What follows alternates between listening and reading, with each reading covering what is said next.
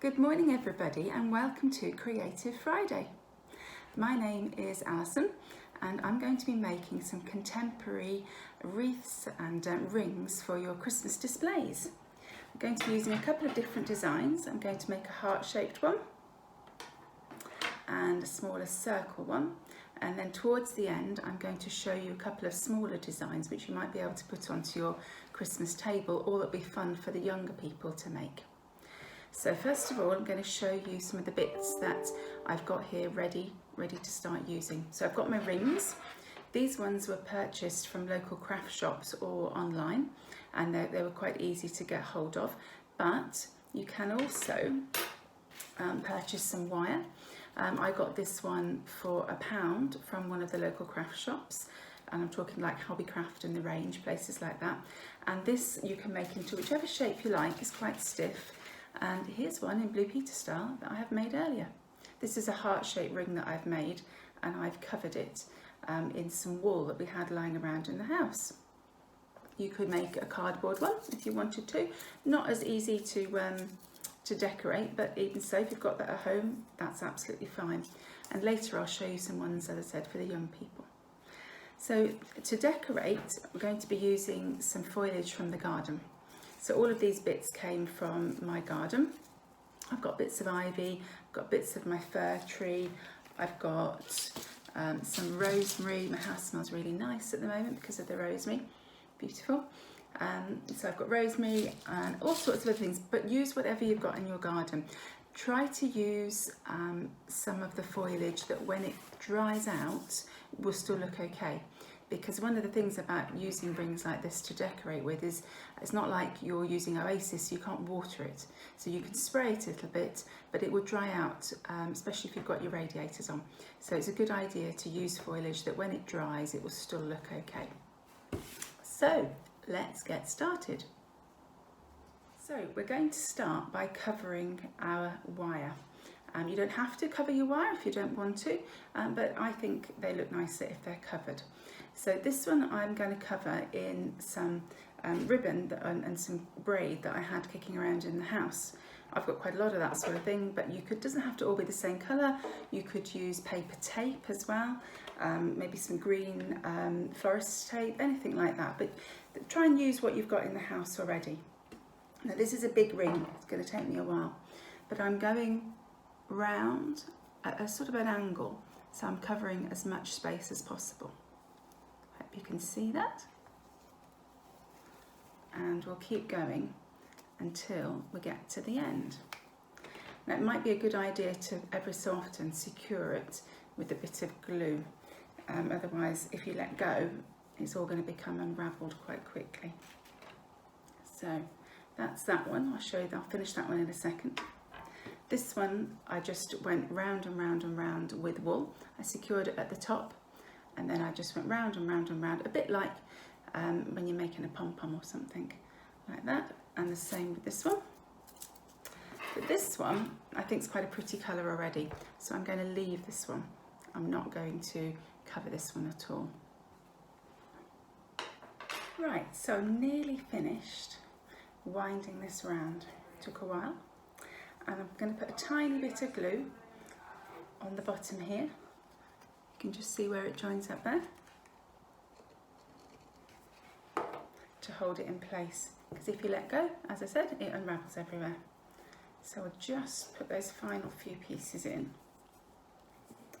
and maybe even just to hold it in place while the glue is setting, I'm just going to put a little pin in there just to hold it all in place. And don't injure yourself while you're doing that. Right, there we go. There is our ring. I'll trim that up when it's all dry. I'll trim that up and make it nice. So the next thing we're going to do is have a look at the flowers and the plants that we're going to be using. Just put that to one side. So I'm using ones that are already partially dried. Now I quite like, in my colour scheme, I quite like the blues and the greens together, and I think that works really well. But you can use whatever colour scheme you like and whatever colour scheme suits your house. You can use fresh plants from the garden, you could use dried flowers, you could use artificial ones if you have those in the house already. So there's lots and lots of scope to use your imagination and adapt your little design to whatever suits your house and how you're feeling today. So I've got a blue thistle, which I think are really, really pretty. I'm going to show you that one. That one's quite dried out now. I've got some eucalyptus. This one, I had to buy the eucalyptus from a local florist. It cost me £2.50 for quite a large stem, and I bought that from the florist that was in Peterborough Town Centre on the outside of Queensgate, and so it wasn't too expensive. And the rosemary came from my garden, and the part of the fir tree. I've got a beautiful bluey green fir tree in my garden as well. So that's what I'm going to put together. You can see that I've cut them, they're not too long, and they're going to dangle in the middle of your heart. So you can see that I've cut them to size so that they fit well within the heart, and they're going to stick up a little bit over the top of the heart like that. So if you can think about the size, and you can adapt this to whatever size you've got at home. So I'm going to take my pieces together, so arrange them in a little design that you think looks nice. I'm going to start with the fir tree at the back, and then I'm going to put the bigger piece of rosemary at the front, and then I'm going to put a little bit of eucalyptus either side. So it's going to start to pull together, and then I'm going to put my thistle right at the front. And you can see I haven't used very many pieces, haven't used very much at all, and because you want to keep it fairly simple and contemporary. So I'm going to hold it together a bit like that. Okay, right, so now we need to secure it. So I'm going to cut a piece of wire. Let me find the end of my... The problem is when you buy wire in a bundle, once you've opened it, that's it. You've got a huge spiral of wire going everywhere. So I'm using cutters, or I've actually got some electrician scissors, which are absolutely brilliant. I'm going to use that to cut my wire, cut a small length of wire. These make very light work of it. But you could use string if you haven't got enough wire in the house. You could even use an elastic band if you cover it up afterwards. So I'm holding my pieces together, and I'm going to wrap the wire around them. Well, I would, I haven't just lost it. There we go. So I'm going to wrap it around. I'm going to wrap it around tightly so it doesn't fall apart, and then twist it and twist it at the back. Okay. So it's all held together. Now I'm just going to, now it's secure, I'm just going to just rearrange it a little bit so it looks how I want it to look and lay flat. There we go. It's just coming together now. Okay. Now I'm going to get a pair of pliers. Perhaps you've got some pliers at home, and I'm just going to squash it together a little bit more to make sure that that wire is nice and tight. And you can even take it and twist it a little bit more, just to make sure it doesn't fall apart. Okay, there we go. So the glue's set on my ribbon that I wrapped around here, and I've taken the pin out, and I've just trimmed the little bit of excess braiding off, so I've got a complete covered heart now. We're going to secure it further because we're going to attach our foliage on, and that will give it a little bit more strength as well, and it won't unravel. So I'm going to take my foliage that we've put together, whatever size and design you've got, and I'm going to use a bit of string or ribbon that I have in the house. I tend to collect bits of string and ribbon from all sorts of things that come through the door, or I tend to buy them as well. I don't know where this one came from, but this is a nice little silver sparkly one, and I think it'll go well with my sort of blue and green silvery foliage that I have. So I'm going to just keep the string at its full length at the moment, not worry about trimming it off. We can trim that later. And first of all, I'm going to have one side shorter than the other. So I've got all of this here, okay, and I'm just going to wrap it round and just tie a knot at the front. It's hard to do this on camera and show you at the same time. There we go, so I've just tied a little knot at the front. And then we're going to make this into a bow, but before we do that, we're going to attach it to the ring. So I'm going to lie it against the ring, so it's central and pointing downwards with a little bit, just a little bit coming over the top like that. And I'm going to use the string to wrap around the back. So I've wrapped it around the back like that, and again on the other side, and pull it over the front. It's a bit like it's like some arms holding it in. And then I'm going to turn it over. I'm going to do this lying on the table, and then I'm going to tie that in a knot as well. A nice tight knot to hold it in place. Okay, so that's nice and secure again now, and you can see it sits nicely in the centre of our heart. So then leave the long part at the moment and just pull that off to the back, because you're going to need to make a loop once you've tied a bow. So you can do whatever you like at the front. I'm going to tie a little bow, but you could just tie a knot and let little bits dangle. It's up to you. Okay, so I'm just going to tie my little bow at the front, and again pull that nice and tight. I'm not one of these people that does miraculous bows on the top of my Christmas presents. So an art form that I don't have. So we'll just have to do our best with that. Let's tie tightly.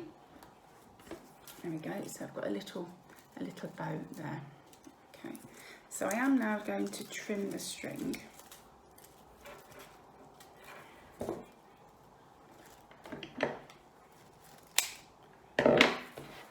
At the front there. Just going to trim that off. I'll straighten it up in a second. And maybe you can unravel in my case I'm going to unravel the bits so that they're sticking out a little bit. And then you can just rearrange your bow to sit nicely however you like. Got a bit of a life of its own. There we go. So there you go. So now we need to do something to hang it up. So you can either put a bit of wire on the back and use that as a hook, or a piece of string to hold it up to you. I'm going to pick my piece of string up that's just fallen down. There we go. So I'm going to just tie a little bit on the back here again. Now I think this time I'm just going to make a loop at the back and disguise it behind the foliage.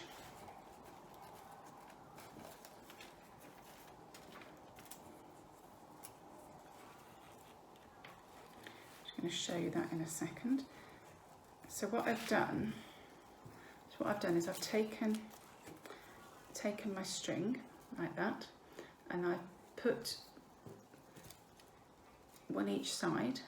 So hold it like that, pushed it each side, sticking out the back like that, and then you pull it through like that, and then just pull and push it down to the centre.